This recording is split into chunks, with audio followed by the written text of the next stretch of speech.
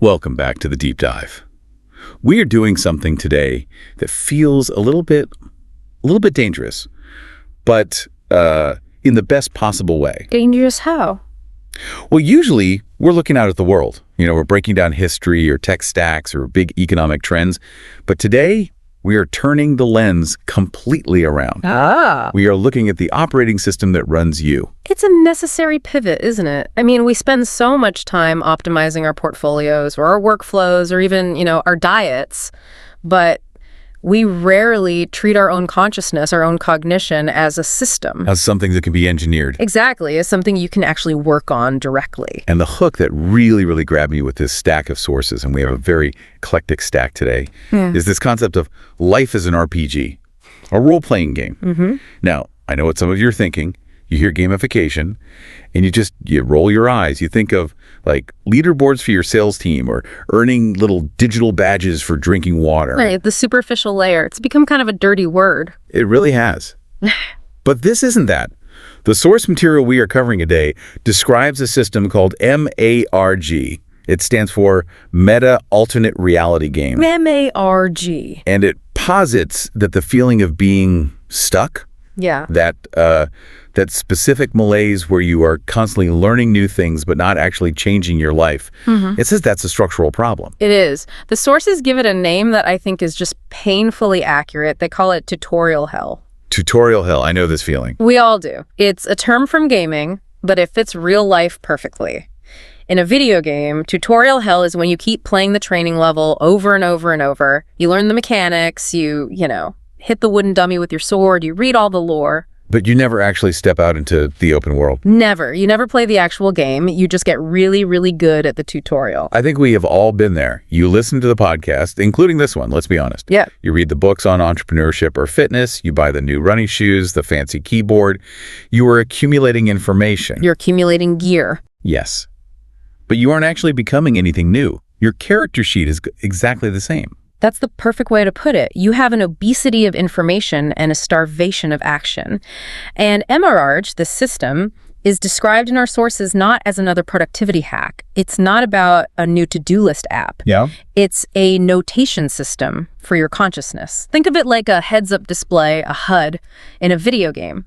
In a game, you press a button and you see your inventory, your skills, your map, your health bar. Everything is quantified. It's all there. Real life doesn't give you that button. MARG is an attempt to build that button for yourself. It's a framework to map who you actually are, what the source called your bag versus who you think you should be. And that distinction, that gap between the two, is absolutely vital. We're going to spend the next hours really breaking down how to build this map. And we have a really unique way to do it. We're not just looking at the theory documents, the framework that was put together by the creator, Chase Kwasniewski. We also have a case study. This is the fascinating part. It really is. It's a raw data dump of a specific user's bag, and it's represented by a YouTube playlist. It's called the Sovereign Creators Map. I spent hours going through this playlist, and it is a trip. It is the most eclectic, confusing, and fascinating mix of content I have seen in a very long time. It seems random at first glance. Completely. You've got high-level financial advice sitting right next to these deep dives on something called housing vampirism. And that's mixed with sacred geometry, with biohacking videos, and then these really intense confrontations with police that are called First Amendment auditing. Yeah. It looks like a mess. If you look at it through a traditional lens, you'd think, what is this person's deal? But through the lens of SIG, it's a highly structured architecture of a specific human mind. Okay, so that's our mission today. We are going to decode that architecture. Right. We're going to learn how to map our own cognition. We're going to figure out what these sweet spots are that the source keeps obsessing over. This is a key mechanic. And we're going to learn this technique that I'm really excited about called reverse archaeology. Which is, in essence, discovering who you are by looking at the fossils of your own behavior. It's heavy stuff. So let's get into the framework itself. Section 1, the geometry of self. The visual anchor for this entire system is an inverted triangle. A nabla, the symbol nabla dollar, right? So picture a triangle pointing down. This represents your bag. Your inventory. In RPG terms, exactly. It's your inventory, your capability set, everything you have. Now, typically when we see triangles in, corporate models or self-help books, we focus on the corners. The 3 pillars of success or the trinity of wellness or something. Precisely. MARG explicitly tells us to ignore the corners for a moment. That's not where the action is. We are looking at the lines. Yes. The action happens on the edges. The triangle is constructed of 3 edges: the K edge, the C edge, and the S edge. And this is the fundamental taxonomy of your capability. Okay, let's break those down, because this is the vocabulary we're going to need for the rest of this dive. So K is knowledge. C is character. And S is skills. But the source makes a really important point, that these aren't just like buckets you throw things into.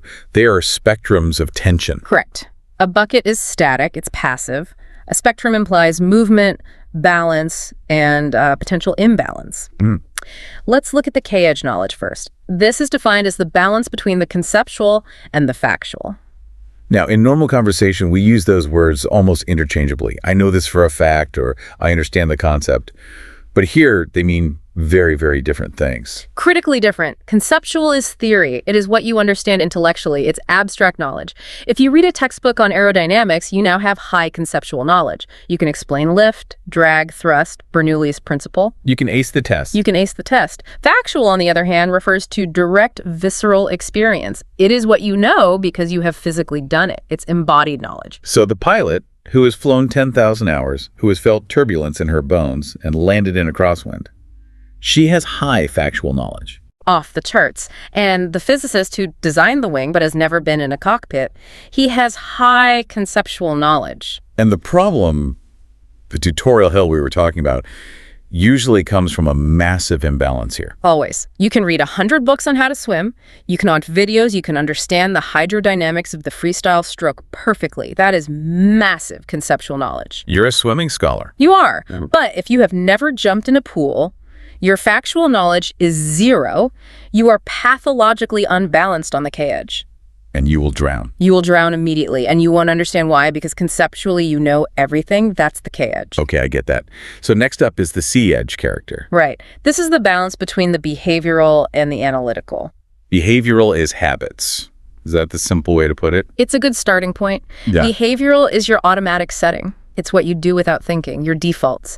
Do you wake up at 5 a.m. without an alarm? That's a behavior. Do you doom scroll on your phone whenever you feel stressed?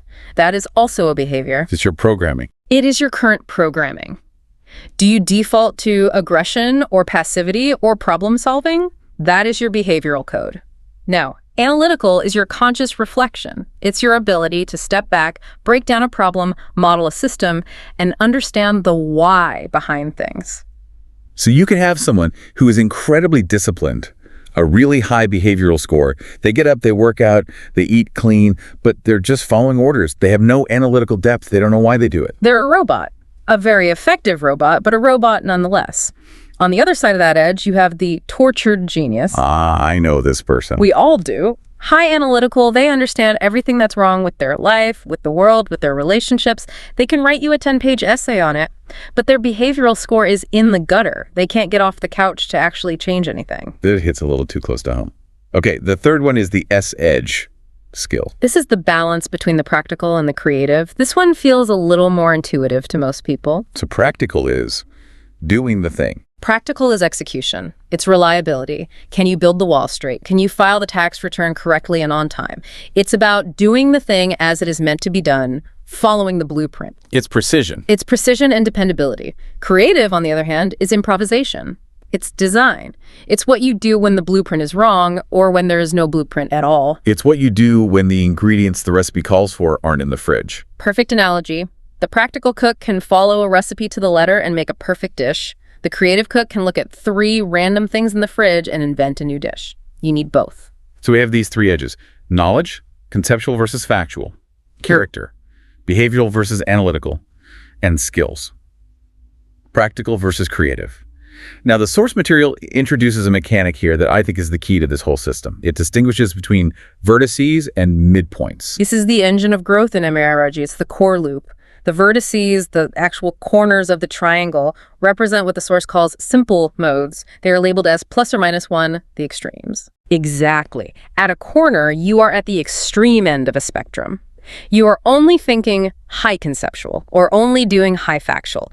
You are all analysis and no action, or all action and no analysis. It's a binary state. You're either on or off. Right. But the sweet spot, what the source calls the 0 point, is the midpoint of the edge. It's where the two opposing forces collide and integrate.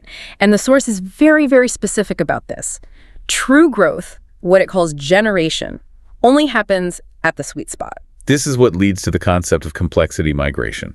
This was a little dense in the reading, so let's really unpack it. It's not what you typically think of as leveling up. Not at all. We usually think of growth as moving to a new location on a map. I was a junior developer, now I am a senior developer. I was a student, now I am a master. We view it as a change in coordinates, a promotion. Right. You move from one box to another, higher box. MARG argues that this is the wrong model. The sweet spot is a fixed geometric position. It's always the center of the edge.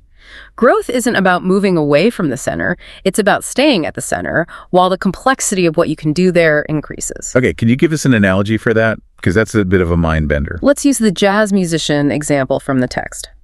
A novice musician, a beginner, can play the scales on their saxophone. That's practical skill. And maybe they can hum a simple melody they made up in their head. That's creative skill. Okay, they have a piece of both? A little bit. Their sweet spot, the point where they can integrate those two, is maybe playing a very simple nursery rhyme. Hot cross buns. That is the center of their S-edge.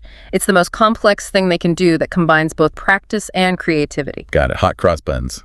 Now look at a master, a legend like John Coltrane. He is also at the center of his S-edge. He is also combining practical execution, his mastery of the instrument, with creative improvisation. He hasn't moved to a different edge or a better spot on the map. He's still in the same geometric location. Exactly. But the complexity of what is happening at his center point is light years beyond hot cross buns. He has migrated the complexity upwards. The location is the same, the integration of practical and creative, but the resolution is infinitely higher. Wow. Okay, I see. So the goal isn't to leave the basics behind. The goal is to integrate the basics at a higher and higher resolution, a higher level of complexity. Precisely. And the reason people get stuck in tutorial hell is what the source calls the drift. It is very, very hard to stay in the center. It requires tension. It's metabolically expensive to hold two opposing ideas in your mind at once. So we drift to the corners. We drift to the corners because it's easier. It's the path of least resistance. We become theory heads who read 100 books about jazz but never play. High conceptual. Or we become technicians who can play scales perfectly for 20 years but have never improvised a single note. High practical. The drift feels like progress, but it's actually stagnation. That explains so much. It's so much easier to read another business book than to try to make your first sale and get rejected. Infinitely easier. The corner is safe. The theory is safe. The center, where you have to actually apply the theory, is exposed and vulnerable. The map is safe. The territory is dangerous. Well, speaking of dangerous territories, let's look at someone who is definitely playing in the deep end of the pool. I want to shift to section 2, the case study. The sovereign creator. This playlist is a gold mine. It serves as a practical, real-world example of what a populated bag actually looks like, and like we said, it's eclectic as hell. Let's start by breaking down their S-edge skills first. Okay. And just to remind everyone, the S-edge is that tension between the practical and the creative. Right, so on the practical side, let's call it SP, we have some really heavy structural topics. The first thing that just jumps out is this cluster of videos around a concept called housing vampirism. Yeah, this is intense stuff.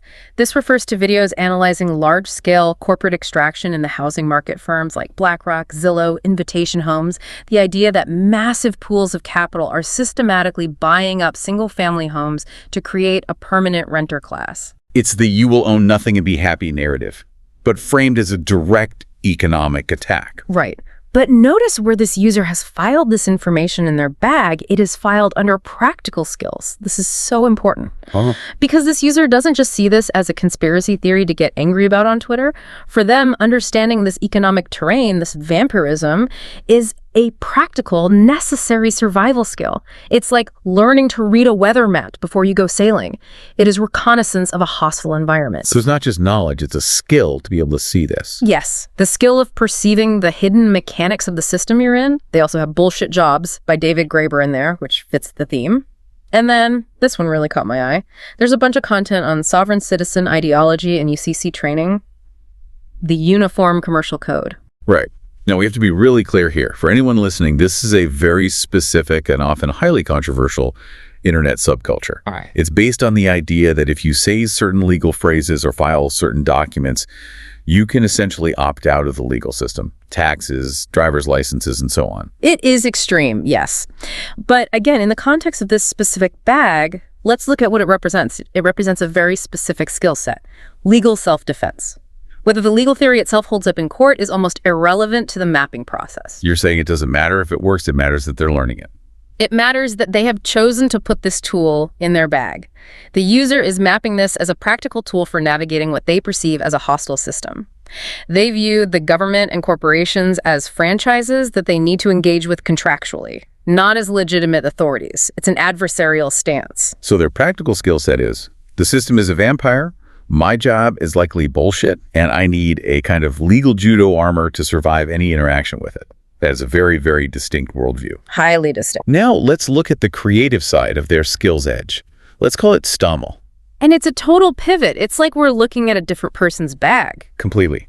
Here we see things like the lean writing method, ship 30 for 30, and a ton of videos by a creator named Dan Koh about the one-person business. This is the modern creator economy playbook. It's all about how to monetize your mind, don't trade time for money, build an audience, sell digital products. So on one side, the practical side, they're preparing for economic warfare and systemic collapse. And on the other side, the creative side, they're building a digital newsletter and a personal brand. Those seem wildly contradictory, don't they? One is incredibly pessimistic and defensive. The other is wildly optimistic and offensive in the strategic sense. One is doom and gloom. The other is pure hustle. How do you square that? But this is where the sweet comes in. This is the magic of the MARG system. The source identifies the integration point, the midpoint of the edge for this user, as a video titled Millennial Finance, Overcoming the Wealth Gap. Okay, walk me through that. Why is that the synthesis?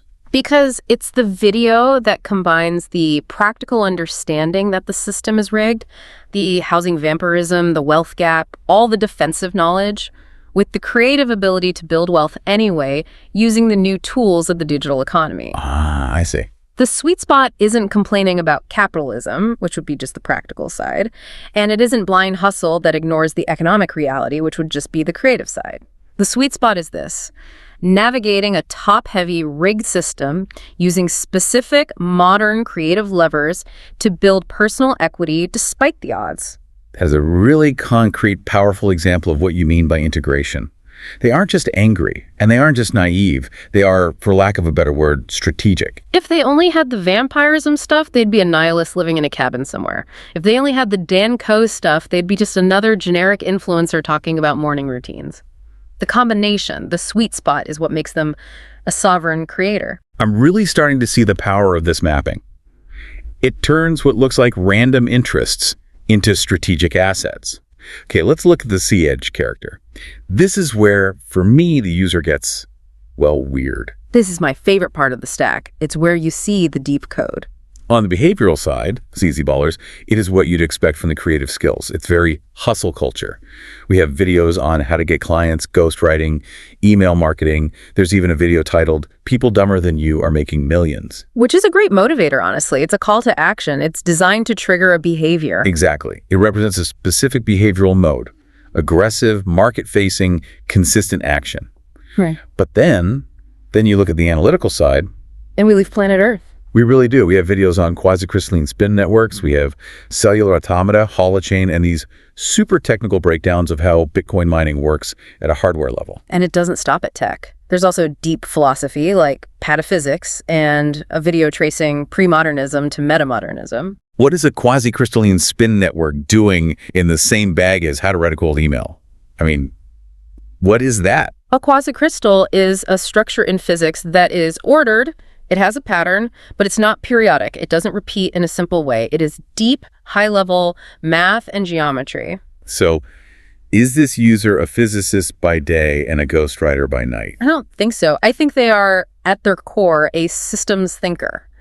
Their analytical character, their deep why, is obsessed with fundamental patterns. The patterns in math and geometry and code, in decentralized networks like holochain and Bitcoin, in the evolution of philosophical thought.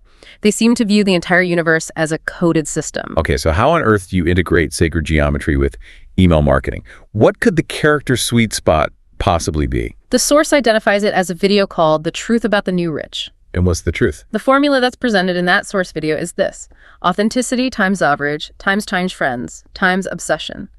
That equals wealth. And why is that a sweet spot? Because it perfectly combines the user's two sides. It combines the deep analytical understanding of leverage, which is, at its core, a mathematical systems concept of getting disproportionate output from input and trends, which is pattern recognition over time. It takes those analytical concepts. And it marries them to the behavioral habits of obsession, the hustle, the daily grind, and authenticity. Exactly. They are applying their deep, weird, systems-level understanding of the universe to the gritty, day-to-day work of selling things on the internet. So they aren't hiding the weird math stuff. No.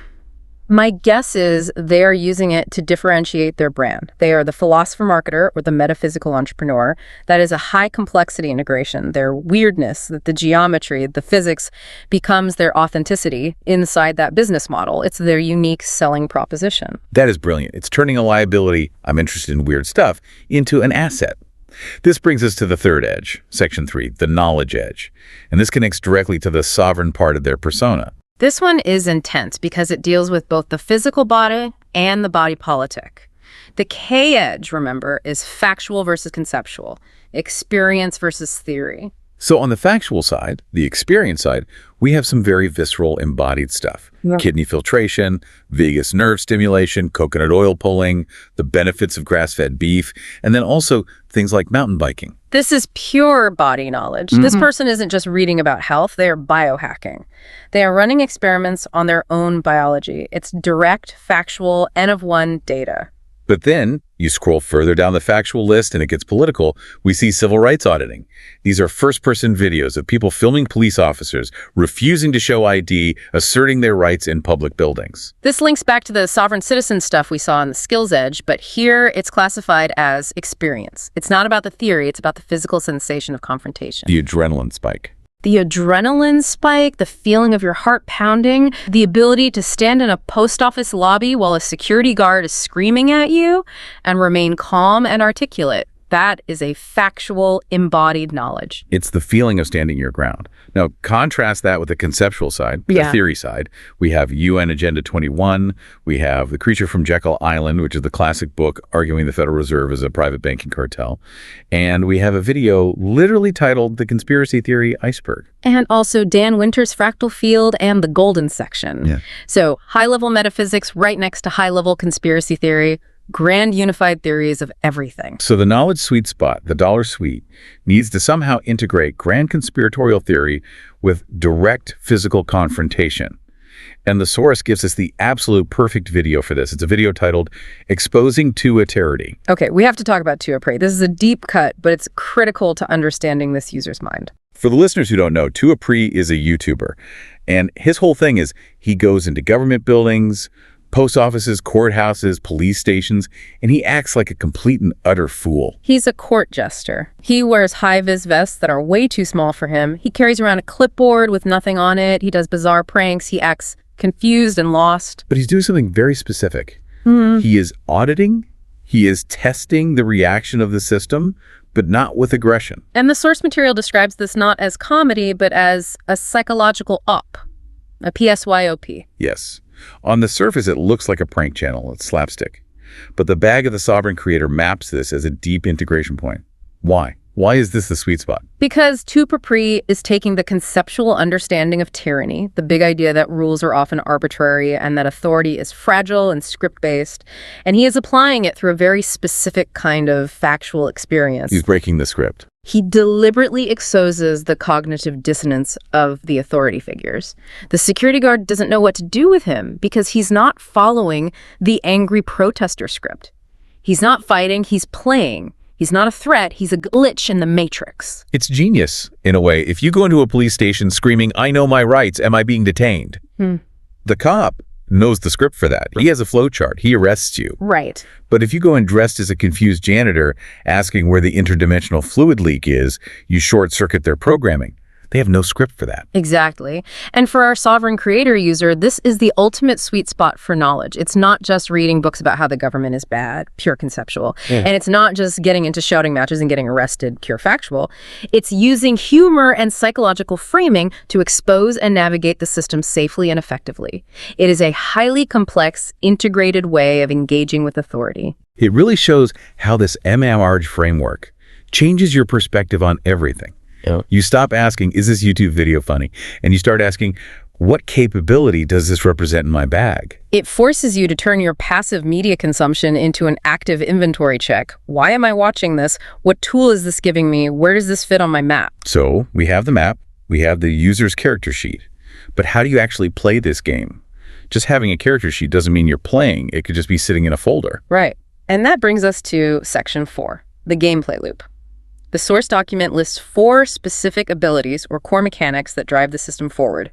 They are the party, the brain, the sword, and the clock. Okay, let's run through them. The party, what is that? The party is you, the player, your conscious point of attention. But here's the crucial twist. In MARG, the party is never located at the center, at the sweet spot.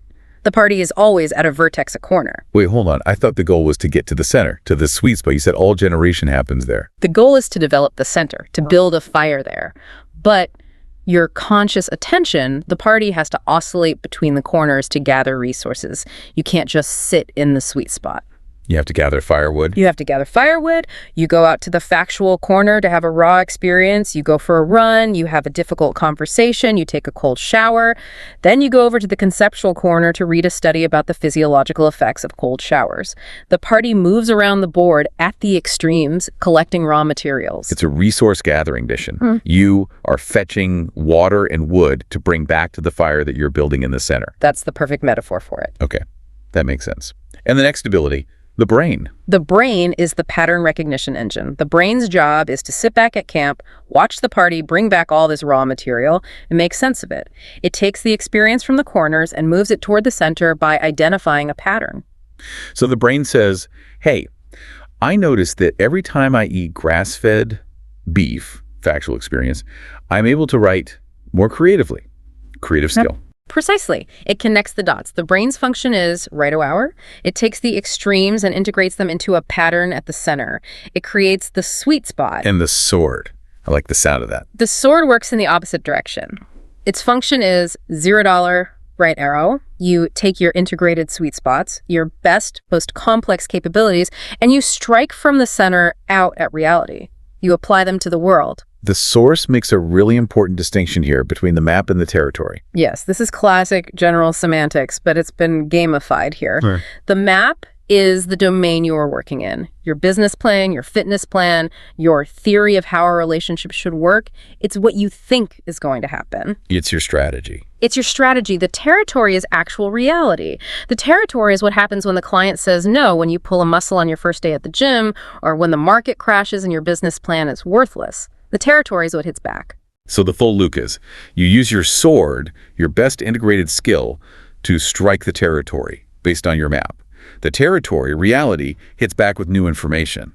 Your brain looks at what just happened, finds a new pattern, and updates your bag. Precisely. And the fourth ability, the clock, just tracks the iterations. You don't do this once, you do it in cycles. MARG emphasizes that development is recursive, it's a spiral. You loop through these stages again and again. If you aren't tracking the cycles, if you don't have a clock running, you aren't playing the game. You're just drifting aimlessly. I love the idea of the sword strike. It implies that action should be decisive and intentional. You aren't just trying something.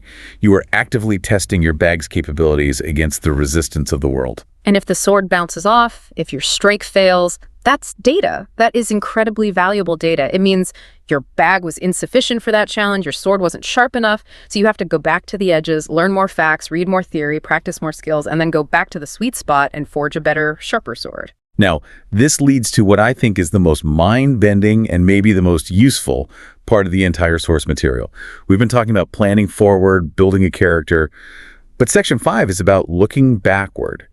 It's called reverse archaeology. Static bag archaeology. This is where MARG becomes a forensic science of the self. It's a really powerful idea. The core concept is, usually we plan our lives forward. I want to be a writer, so I will do X, Y, and Z.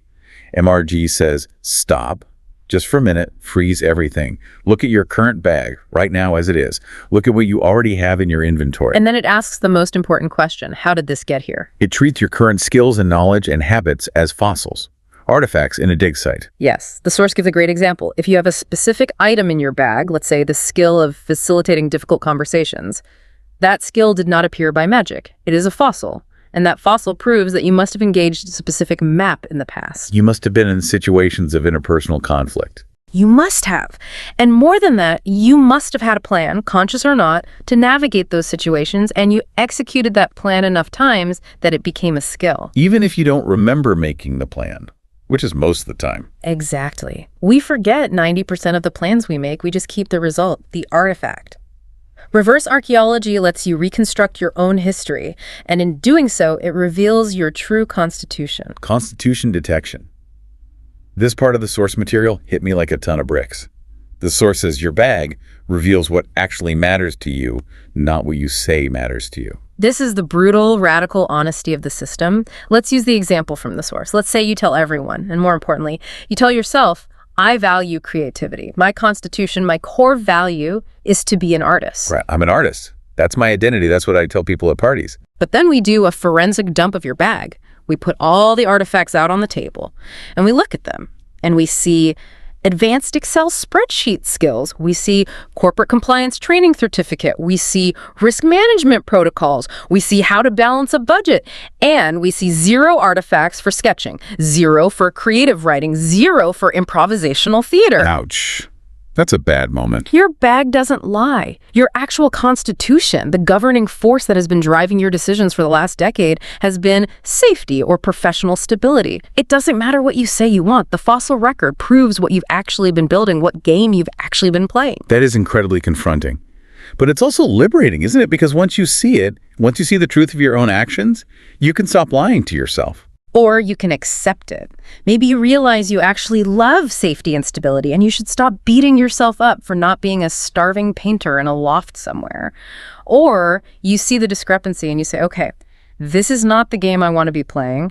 I need to start intentionally putting different artifacts in this bag. I need to go to the creative edge right now, today. There's also the flip side of that, the concept of map avoidance.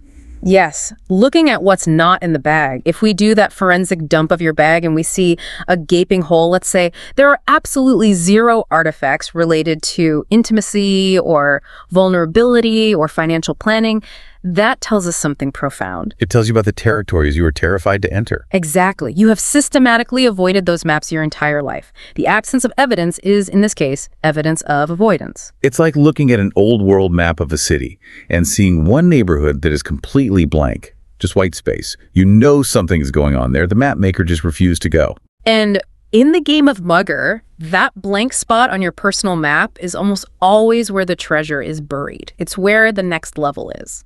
So we've mapped the self, we've looked at the gameplay loop, we've done the archaeology. Section 6 is about the bigger picture, the philosophy undergirding all of this. The source calls it thresholdism. Thresholdism is the philosophical bedrock here, and it's based on a pretty simple but powerful idea. Reality is participatory. You don't just observe the world, you construct meaning through action. Right. We tend to think of the world as this fixed, objective stage that we just walk across. Thresholdism says, no, the stage is building itself in front of you as you take each step.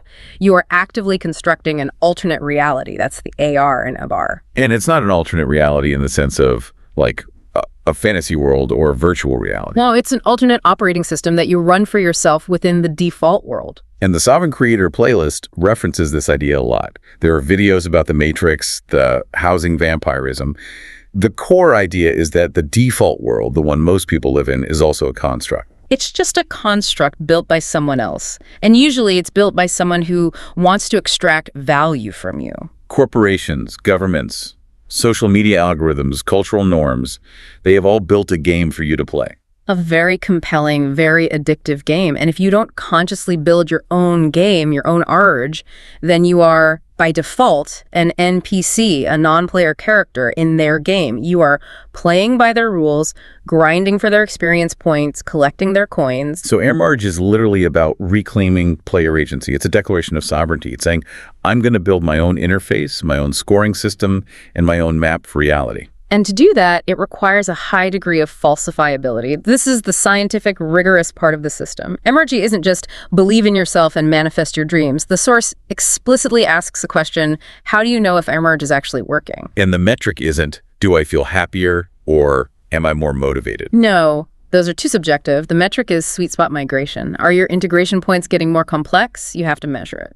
Give me an example. Okay, let's say 6 months ago, your business sweet spot, the integration of your knowledge and skills was, I can write a list of 10 good business ideas.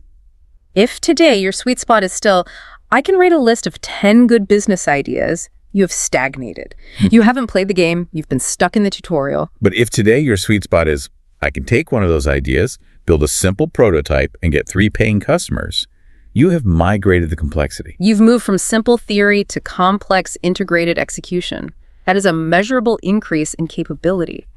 If you aren't seeing that migration across your edges over time, the game isn't working, or more likely, you aren't actually playing it. It's rigorous. It demands results. It demands proof of work. It demands development, not just the accumulation of more facts or more half-baked skills. I want to circle back to something about that Sovereign Creator playlist. We talked about the weird mix of topics, financial advice, sacred geometry, conspiracies. In a traditional worldview, you would look at that person's YouTube history and say they are confused or scattered. But through the lens of MARG. Through the lens of MRG, they are highly coherent. They're building a specific custom character build. Think of it like in a video game. They aren't a generic warrior or mage. They are a custom class, a paladin of the digital age, let's say. Okay. They have their armor, the legal and financial knowledge. They have their weapon, the creative content skills. And they have their magic system, the sacred geometry and systems thinking. It only looks scattered if you are trying to force them into a predefined societal box like accountant or artist. This is why the bag concept is so powerful. It doesn't care about your job title or societal labels.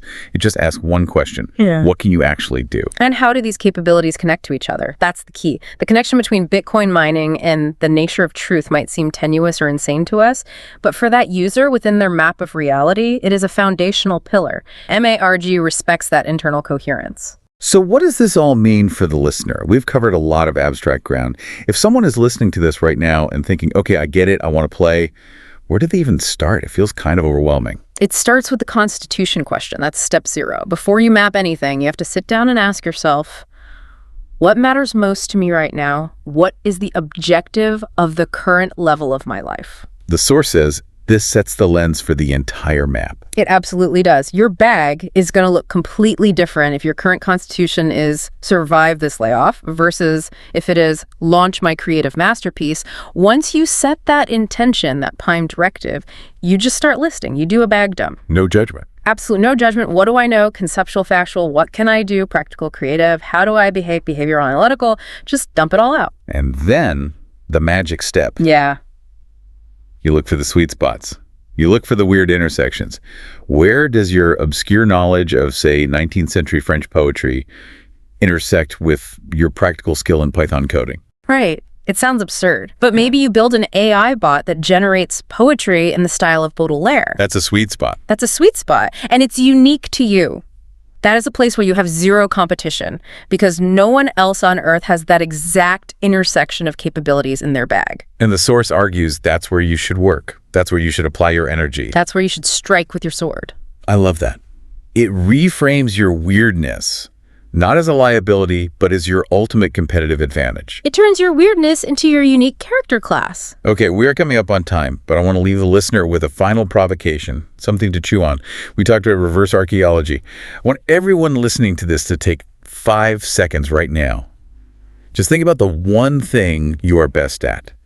The skill that you do almost effortlessly without thinking. Got it. Now ask yourself, what forgotten plan, what series of actions created that skill? Yeah. And deeper, More importantly, what constitution, what core value system was running the show in your life when you chose to build that skill? And if the answer to that question surprises you, Pay attention. pay very close attention. Because that hidden constitution, that old operating system, is probably still running the show today, whether you realize it or not. And if you want to change the trajectory of your life, you have to find that code and you have to rewrite that constitution. You have to patch the system yourself. The sovereign creator, in our case study, is playing a very, very different game than the rest of us. They're combining sacred geometry with rental market economics.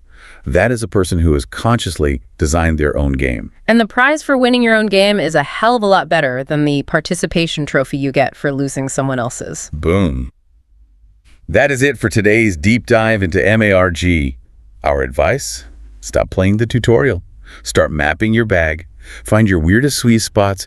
And for the love of God, watch out for the housing vampires. And maybe keep an eye on Tuapri. You might learn something. I'll see you next time. Take care.